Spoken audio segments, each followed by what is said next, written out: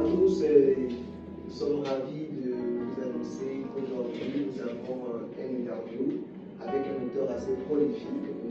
Indy Fumu. M. Indy Fumu, bienvenue à notre émission Amazing Author. Merci beaucoup, Monsieur Moussavou. Je suis très heureux d'être là et donc de partager ces moments d'évasion et surtout de connaissances avec vous. C'est pour autour du livre d'ailleurs. Oui, autour du livre. Et avec le thème de ces livres, je crois que beaucoup d'entre nous et d'entre vous vont se reconnaître. Bien sûr que les lecteurs seront ravis de... Parce que là, je préfère garder un peu ce petit... on va cacher un peu le titre du livre pour le moment. Oui. Ben, je vous suis, c'est vous qui êtes le maître du jour. Ben, merci. Donc je suis Indy Fumu. En fait, Indy Fumu, c'est mon nom d'auteur. Mais dans le civil, je m'appelle Jean-Hilaire Moussavou. Je suis né en 1970 du côté de Port-Gentil, la capitale économique du Gabon. Et donc j'ai fait des études de mathématiques, ensuite des études d'architecture. Et donc ça fait 30 ans que j'exerce le métier d'architecte. Et je gère le cabinet Universalis.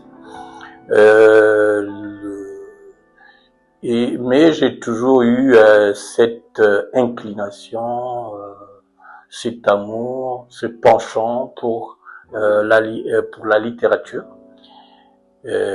comme pour l'astronomie d'ailleurs, et pour les autres, et pour la culture. Donc j'aime bien la littérature et singulièrement la poésie.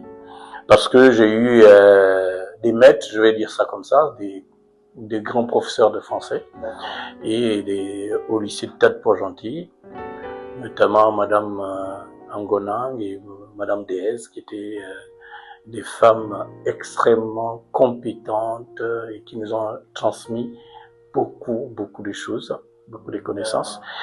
Et l'architecture aussi a ce côté, on va dire, avec le jeu de forme, on se retrouve dans une sorte de poésie qui nous rapproche donc de la littérature. Donc un architecte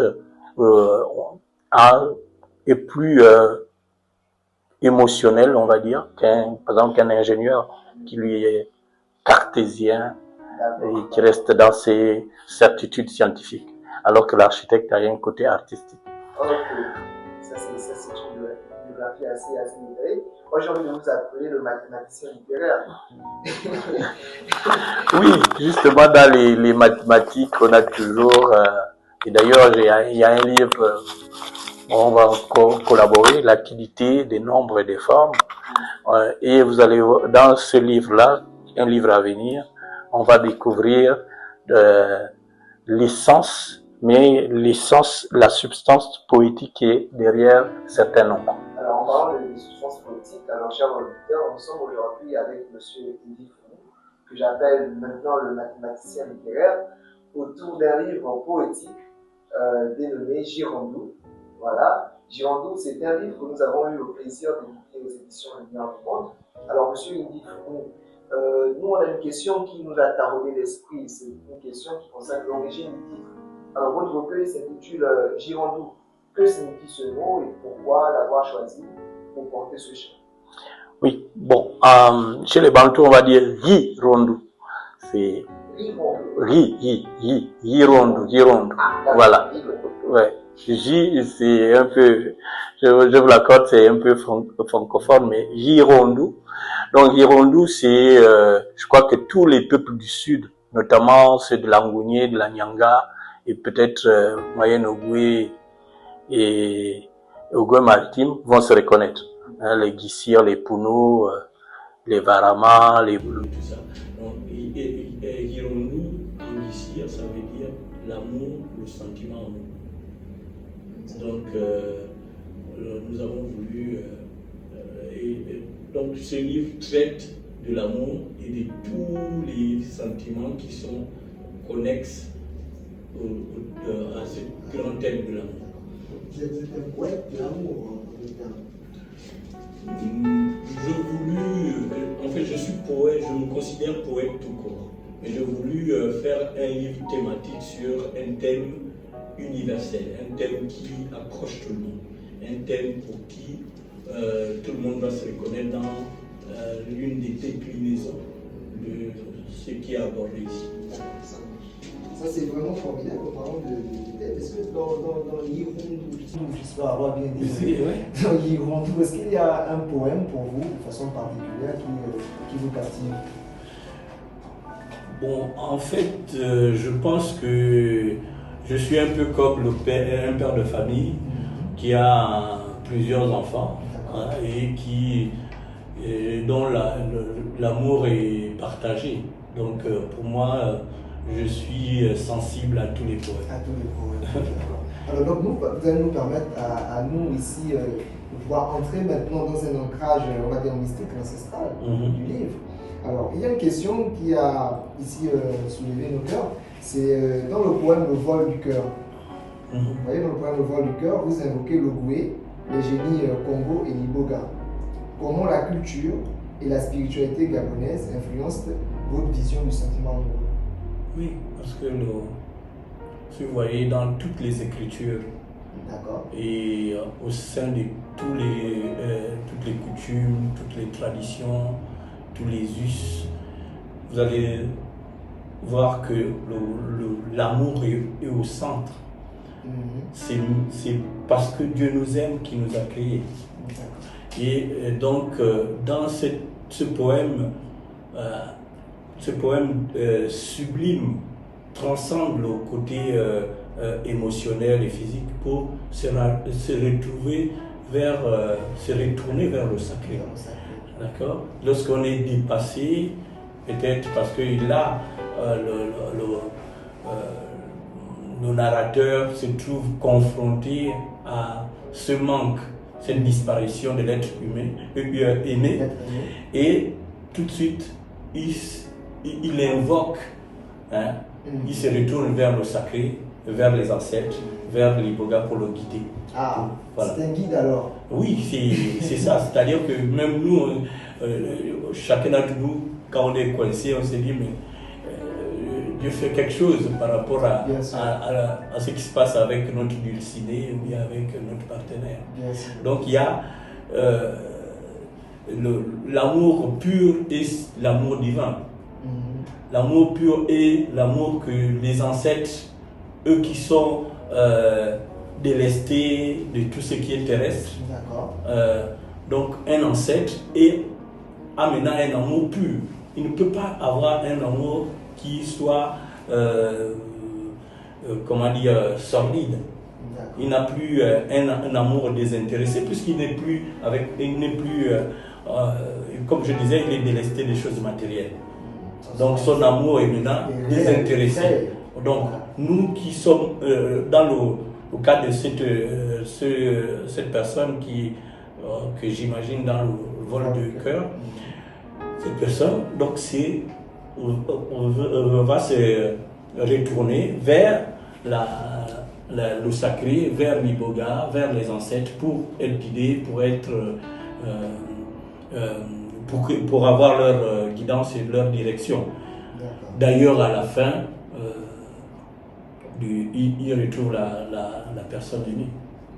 Donc ça veut dire que ça a été une bonne chose que de se retourner vers eux. Alors là, il y a une question qui n'était pas prévue, mais qui m'intéresse beaucoup. Aujourd'hui, il y a un mot qui est utilisé beaucoup par la jeunesse, c'est le boomer.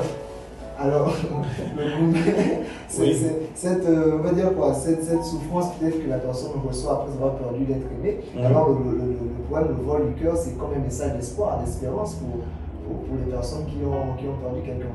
Oui, c'est ça. Et moi, d'abord, le boomer, c'est les Ivoiriens, nos amis Ivoiriens, nos frères Ivoiriens qui nous ont un peu donné on a emprunté chez eux, et ça par la force, et là je fais un petit clin d'œil, une petite parenthèse, et ça par la force de leur culture. C'est-à-dire que par la diffusion de leurs séries, de leurs films, donc la culture ivoirienne s'impose. Donc nous aussi, par le biais de personnes comme vous, éditeurs, de personnes peut-être comme moi, écrivains, des cinéastes, des acteurs de la culture, on peut aussi diffuser la culture gabonaise. Donc le Goumen, effectivement, revient dans... c'est aussi un thème connexe à l'amour. Voilà. Donc on va voir par exemple dans le monologue du cocufier, c'est aussi un Goumen, c'est-à-dire le gars, lui c'est même pire, puisque non seulement le quitte, mais en plus on le cocufie. Donc on va voir un peu, peut-être que vous avez des questions là-dessus, mais ce sentiment d'être déçu, d'être abandonné, doit pouvoir, pour les jeunes, se dire que si la personne nous a abandonnés, c'est que c'était pas la bonne. C'est difficile souvent à accepter, mais il faut prendre ça comme ça. La personne est partie, ça veut dire que c'était pas la bonne. Et donc il faut il faut prendre son mal en patience et pour trouver la personne qui est l'idéal pour nous. D'accord. Mais votre réponse rentre pleinement dans la question suivante, l'amour en France. Dans l'amour en France, ici vous dites « je t'aime comme on dit, je suis revenu de l'au-delà ». Est-ce que finalement l'amour pour vous est une forme de communication avec le sacré? Oui, parce que en fait, nos sociétés se sont occidentalisées et ont perdu ces liens au spirituel, ces véritables liens au spirituel. Même les officines, je les appelle comme ça, de certaines églises, quelquefois on rentre dans le mercantilisme, c'est-à-dire qu'il n'y a plus le sacré. D'accord? Ici, le lien, ça veut dire que tout ce qu'on fait, ça devait être gouverné par le lien du spirituel, le lien divin, avec le divin. Donc, je t'aime comme celui qui est revenu de l'au-delà, qui est allé voir. Parce que quand on a pris l'Iboga, on a compris qui on est. On a compris qui on suit. D'accord? Ça veut dire que celui qui est aussi rattaché au Coran, ou bien à la Bible, dans sa dimension pure, est rattaché au divin. D'accord? Donc il se sert de cela. Voilà, donc c'est comme celui qui est rattaché à l'essence pure du Biti, il est rattaché aussi au divin. Voilà. Donc là aussi, c'est aussi pour dire aux gens que nos cultures aussi n'étaient pas des cultures du diable, comme certains voulaient le faire croire, mais c'était des cultures qui nous ont gouvernés. Parce que, par exemple, les 10 commandements, nous, on savait ça.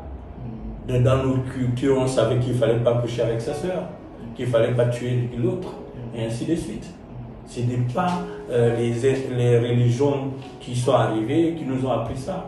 Les sociétés étaient bien organisées, étaient bien, les lois étaient claires. D'ailleurs, pour nous-mêmes, la personne qui est de ton clan, tu ne peux pas te marier avec une personne.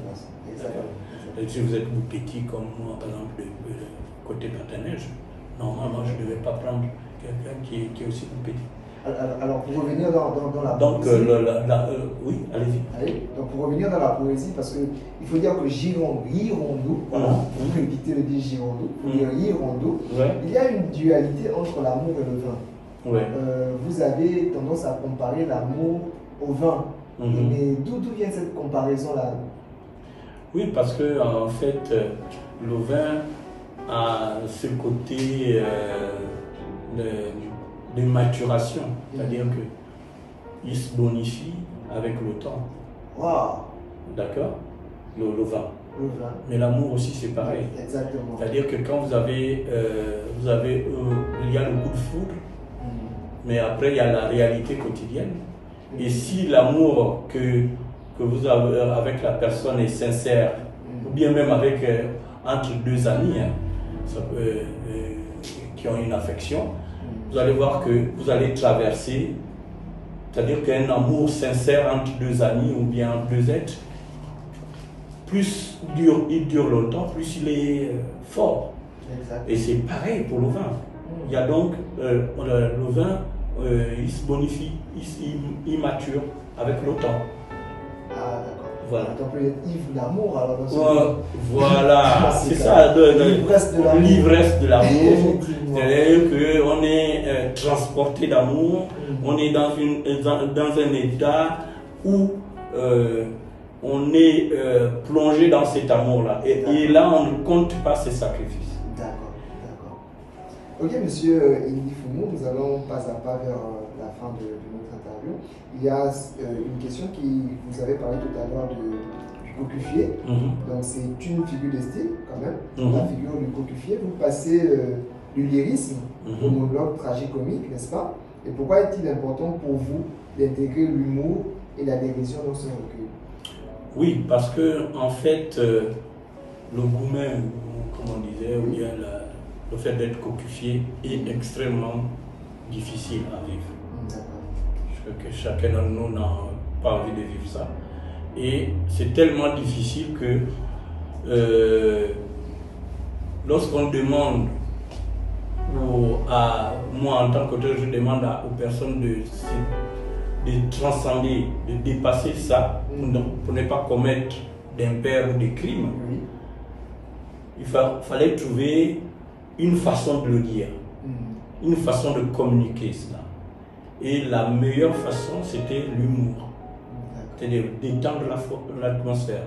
Lorsque quelqu'un est un peu, pour moi, lorsque quelqu'un est dans les fâcheries ou bien il est triste, quelquefois une dose de dérision, d'humour peut le faire descendre ou peut le faire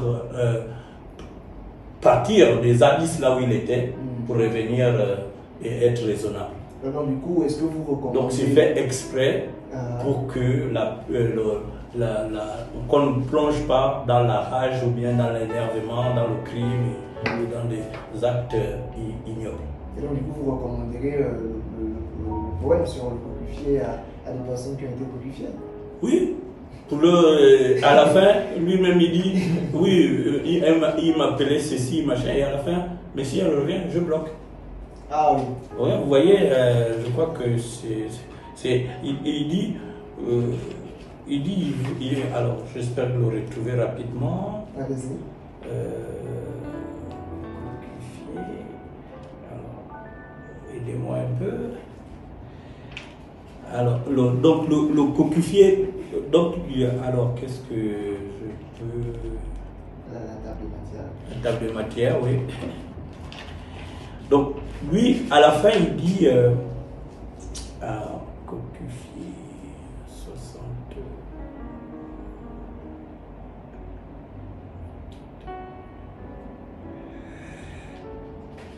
Bon, écoutez, je vais retrouver ça sûrement...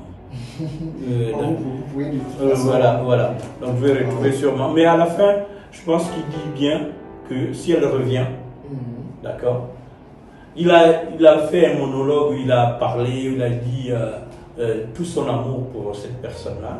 Mais à la fin, il dit que si elle revient, moi je vais bloquer. C'est comme une personne qui a... C'est-à-dire que cet humour-là a été un peu une thérapie pour lui. D'accord. C'est-à-dire qu'il a pris ça avec, du bon côté, comme on dit. Il a été fair play, on va dire. Bon, enfin, je ne sais pas s'il faut dire qu'il a été fair play, mais je pense qu'il y a eu un processus de guérison. Il a pris ça voilà, pour se dire, bon, ben, les choses sont telles qu'elles sont. Bon, passons à autre chose.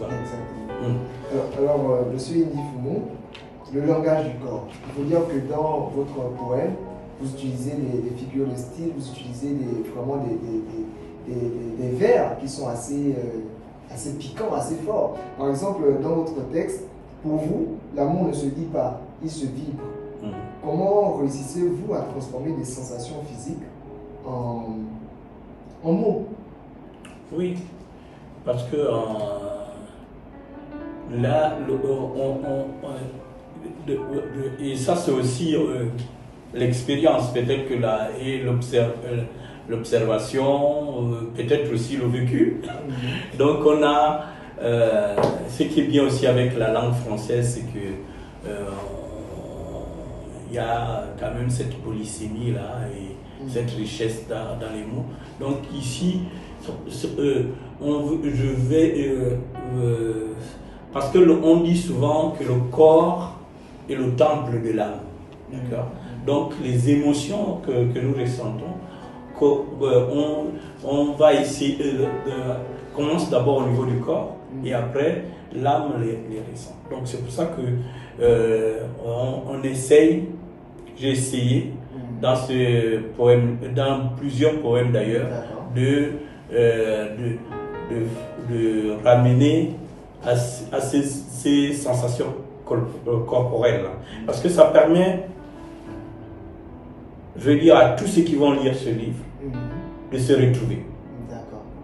Pas avec des mots. Dans certains de mes ouvrages, je suis assez, peux être hermétique, mais là j'ai voulu, avec tout le langage, avec le langage simple, que tout lecteur se retrouve. C'est-à-dire quand il sent, quand chacun d'entre nous, quand l'être B nous touche, c'est pas la même chose que quand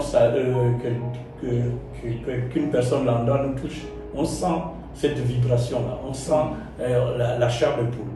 Et ça, le dire aussi simplement, rappelle mais tiens, mais c'est ce que je ressens quand, je sais pas, Martine me touche, quand, je sais pas, John me touche, et ainsi de suite. Donc, il y a ce désir-là de ramener à des notions qui sont, je veux dire, partagées, universelles, ou des comportements ou des attitudes que nous tous nous avons. D'accord. Et la plupart des zones quand même érotiques du corps sont partagées par tout le monde. Donc là aussi on se retrouve. Ça peut être la sensation, on se retrouve. D'accord. Alors, monsieur Indifou, nous sommes quasiment au terme de notre interview. Permettez-moi de donner des informations. Le livre Rirondou est disponible au sein des éditions Lumière du Monde à la cité Pompidou. Donc, vous pourrez nous contacter au 077 56 47 34 ou nous contacter via notre page Facebook, les éditions Lumière du Monde. Alors, monsieur Indifou, moi je voudrais que vous donniez un mot de fin en vous appuyant sur le Kalao. Parce que dans votre livre, on parle de la fidélité, on parle du Kalao aussi. Quel est ce rapprochement entre Rirondou, un livre qui parle de l'amour, et le Kalao? Ouais. On a retrouvé notre affaire de monologue, donc c'est la page 54-55. Et alors il dit, d'abord, maintenant je suis là à parler tout seul, à boire du café amer comme mon destin. Mais bon, hein, c'est toujours comme ça que les cocus se plaignent, avec classe et chagrin. Mais elle va revenir. Elle va revenir, hein. Oh oui, elle va revenir. Et là, je vais la bloquer. Donc, alors, je reviens à votre question. Donc, je reviens à votre question sur le Kalao. Alors, il y a beaucoup d'animaux comme ça qui nous montrent, qui sont, on va dire, les exemples parfaits des enseignements sacrés ou des enseignements spirituels ou des enseignements divins. Quant à comment est-ce qu'on devait être. Il y a l'aigle royal, il y a le gibbon, il y a le calao. Et le calao, lui, donc moi j'ai lu ça comme ça m'a touché. Donc lui, dès qu'il a connu sa compagne, il l'enferme, quand elle est porteuse d'une nouvelle vie. Et pendant tout le temps où elle est dans cet état-là, elle ne fait rien, mais elle est donc dans un creux d'arbre qu'ils ont muré. Et c'est lui qui vient la nourrir. Et ça se passe tout au long de leur vie. Donc il y a, ça c'est, d'accord, on a nos choses qu'on fait à gauche, à droite, mais de temps en temps aussi, il faut rappeler ce que Dieu demande, ou ce que le sacré demande. Le sacré demande, en fait, d'être comme ça, d'être fidèle. Donc là, donc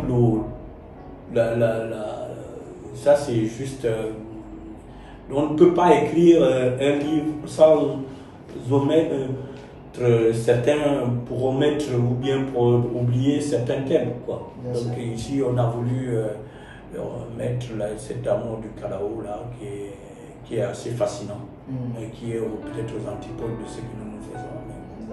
Mais au moins on a le critérium sur lequel s'aligner. Ok. Alors, M. Indy Foumou, un mot de fin, parce que nous sommes arrivés au terme de notre interview. Qu'est-ce que vous pourrez dire aux lecteurs? Qu'est-ce que vous pourrez dire pour qu'ils puissent lire votre livre, par exemple? Un mot de fin. Oui, bon, ça va être...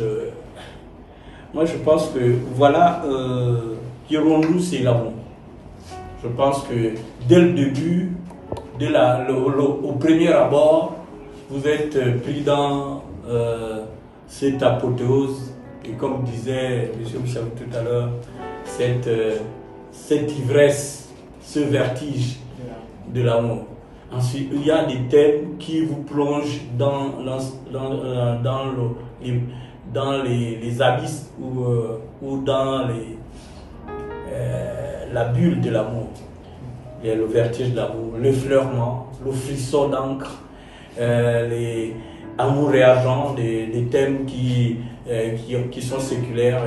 Et à la fin, il y a l'amour divin, ce poème qui nous montre quel est quel est l'amour désintéressé. C'est l'amour divin qui soigne tout, qui nous permet de vivre, qui nous permet d'être là. C'est parce que Dieu nous aime. Et nous aussi, si on avait cet amour divin, on devait poser des actions dans le sens de l'amour divin. Mais l'amour divin ne veut pas dire l'amour aveugle. Sinon, tout ce qu'on demanderait à Dieu, il nous donnerait. Donc ça veut dire que l'amour divin n'est pas un amour aveugle. Si la personne qui est votre partenaire, par exemple, se comporte mal, vous avez le droit aussi de prendre une autre direction. Ça ne veut pas dire que vous ne l'aimez pas, ça veut dire juste que la personne n'agit pas dans le bon sens. Mais l'amour divin, c'est ce qui nous permet donc d'être honnête, c'est ce qui nous permet d'être vertueux, c'est ce qui nous permet d'aimer la société, ce qui nous permet d'aimer notre pays, ce qui nous permet d'avoir un amour universel pour le monde entier. Donc voilà ce livre qui commence par un amour, on va dire, peut-être individuel ou peut-être physique, mais on se rend compte qu'on a abordé les thèmes d'amour vers le sacré, d'amour face au côté matériel, d'amour face de la nécrose même d'amour, du crépuscule d'amour on voit comment un amour peut aussi s'effilocher, au rappel de cet amour divin qui devait être la caractéristique principale de chaque être humain. Alors, merci Monsieur Indy Foumou. Donc, chers auditeurs, nous étions avec le mathématicien littéraire qui nous a présenté son ouvrage Girondou. Je rappelle qu'elle est disponible à Pompidou, au siège des éditions Lumière. Merci. Je voudrais remercier, Ah oui. je voudrais vraiment remercier, je ne le dis pas pour juste lui faire plaisir, je voudrais remercier les éditions Lumière, une équipe jeune, il n'y a pas de barbu, juste un peu, mais il n'y a pas de barbu. C'est des jeunes, vraiment, moi ça me touche de me retrouver comme ça, avec des jeunes qui sont juste, je crois que la plupart peuvent être mes enfants. Et donc, vraiment, je voudrais déjà les féliciter, mais alors là, avec chez nous on dit Miloloagno. Voilà. Donc vraiment, bravo, bravo, bravo. Parce que ce livre, vous l'avez accepté, parce que vous pouviez refuser, hein, c'est le droit de chaque. Et je voudrais aussi remercier votre travail. Hein. Déjà le choix du livre, en fait de la couverture, l'agencement des textes montre votre professionnalisme. Merci. Moi je vous recommande déjà Merci. À plusieurs personnes. Et je crois que j'ai déjà au moins 2 ou 3 livres encore dans les bacs chez vous. Et donc vraiment, félicitations aux éditions Lumière. Et encore une fois pour les amoureux, pour ceux qui veulent passer du bon temps, même pour ceux qui veulent toucher leur compagne après une petite dispute ou vice versa, avec des beaux poèmes. Vraiment, je vous le recommande parce que ce livre a ému des cartésiens, des ingénieurs et tout ça. Ils ont tous pris le livre. J'avais une dizaine, ils ont tous pris le livre. Donc je pense que chacun d'entre nous serait même fier d'avoir ce livre. Et on a voulu mettre le nom Girondou parce que pour souligner le côté gabonais, on aurait pu dire l'amour, on a dit Girondou, cela veut dire chez nous là. Et même l'amour, ça va au-delà de l'amour, comme je disais. Donc si vous voyez le poème de la fin, nous amène à aller au-delà de l'amour.